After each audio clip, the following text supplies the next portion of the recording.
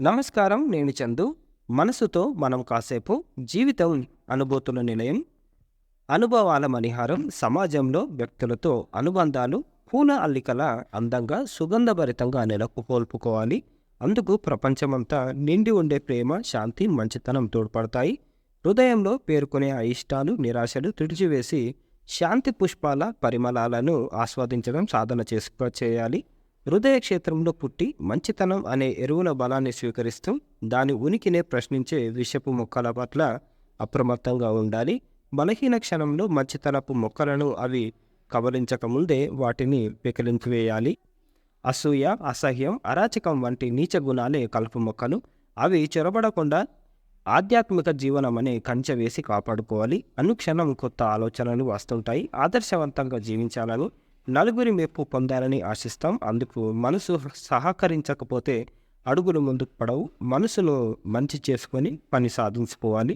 మనసు మాట వినని మరీ అంత దుశ్శీలి కాదు. సాధనతో మంచి లక్షణాలను పునికి పుచ్చుకుంటుంది, అంటే అలవాటు చేసుకుంటుంది. అవకతవకలతో కూడిన జీవన విధానాన్ని ఎంచుకుంటే వచ్చే కష్ట నష్టాలు ఏమిటో మనసుకు వివరించాలి. అందుకు హృదయ స్థావరంలో సహజీవనం చేసే బుద్ధి, జ్ఞానాల సహాయం కోరాలి. సహనంతో వివరిస్తే మనసు తప్పక దారికి వస్తుంది. మనసు మీద ఆధిపత్య పక్కాలను బుద్ధి జ్ఞానాలు స్వీకరించి మచ్చిక చేసుకుని స్నేహితుల్లా ప్రయత్నించాలి. ఫలితం బాగుంటుంది. ఋషులు, యోగులు, మునులు అలా బుద్ధి జ్ఞానాలను వారి మనసుతో స్నేహం చేయించి విజయాలు సాధించిన వారేనని గ్రహించాలి. బుద్ధి జ్ఞానం ఉన్నవాడు అలాంటి పాడు పని చేయడన్న దూషణ వాక్యం విని ఉంటాం. బుద్ధి జ్ఞానాలు తాము రంగప్రవేశం చేయకుండా బాధ్యత అంతా మనసుపై పెట్టినప్పుడు మనసు తీసుకునే నిర్ణయాలు పరిపక్వంగా ఉండవు. జీవితంలో అపజయం పొందిన వ్యక్తి తన మనసును కష్టపెట్టకుంటే ఉపయోగం ఉండదు. మనసును దృఢపరుచుకునే విషయంలో బుద్ధి జ్ఞానాలు అతడికి సహాయపడతాయని పండితులు భావిస్తారు. బలవంతురాలు కాని మనసుకు సహాయ సహకారాలు అందించే బాధ్యతను బుద్ధి జ్ఞానాలు తీసుకోవాలన్నది పండితుల భావన. మనసులో జ్ఞానం అనే సూర్యోదయం అయితే అజ్ఞానపు పొగమంచు ఇట్టే కరిగిపోతుంది. స్థాయిని, జ్ఞానాన్ని అనుసరించి జీవితం మనిషికి అంది వస్తుంది.